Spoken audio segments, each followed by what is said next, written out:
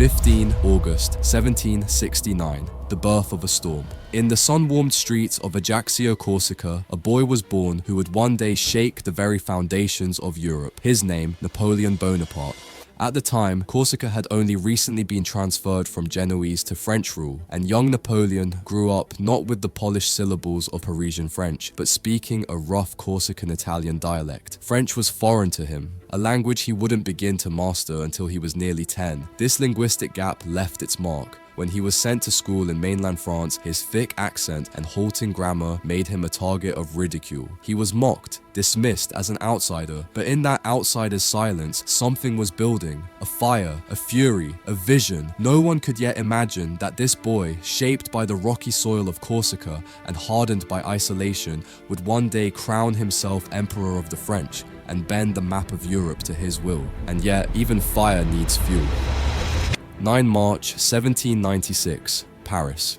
Just days before his next great leap, Napoleon made a different kind of alliance, one not forged by cannon or campaign, but by vows. He married Josephine de Beauharnais, a glamorous widow with powerful connections in the Parisian elite.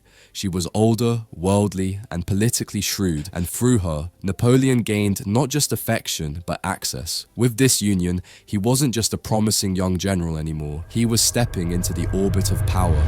2 April 1796, Menton, Italy.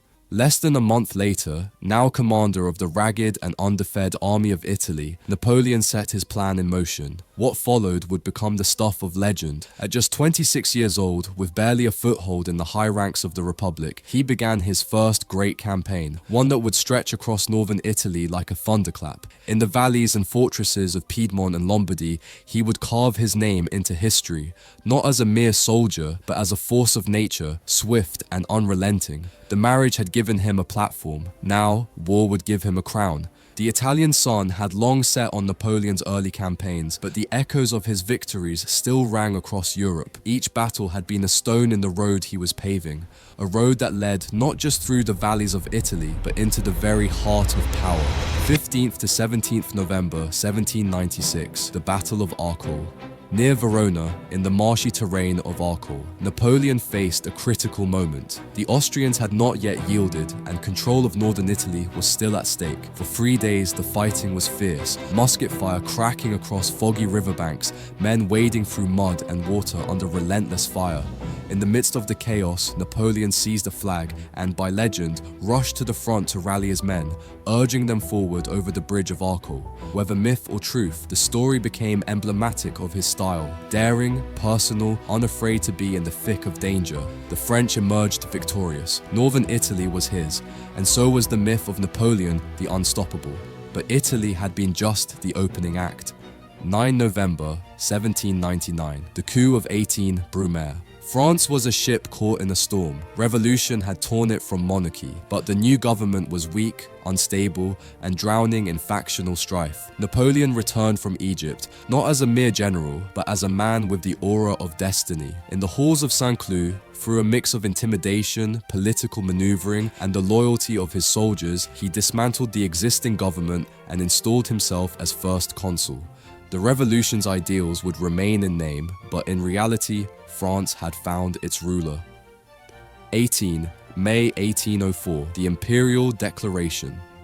5 years later, the Sénat Conservateur made it official. Napoleon Bonaparte was declared Emperor of the French. It was more than a title. It was the sealing of a transformation from Corsican outsider to master of France.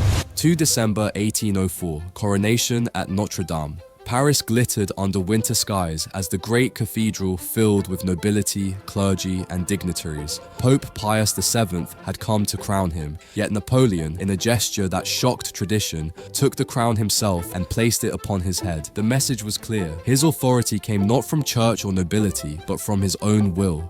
In Vienna, meanwhile, a man named Ludwig van Beethoven had been working on a symphony unlike any before it. Inspired by the promise of the first consul, he had dedicated it to Napoleon, a tribute to the man who seemed poised to embody the Enlightenment's ideals of heroism and liberty.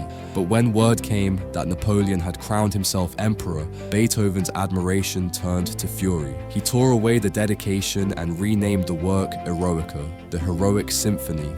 Napoleon's rise had inspired dreams and provoked outrage in equal measure. To some, he was a savior, to others, a usurper. But no one could deny this. The boy from Ajaccio now sat at the center of history, and Europe would never be the same. 5. May 1821, St. Helena.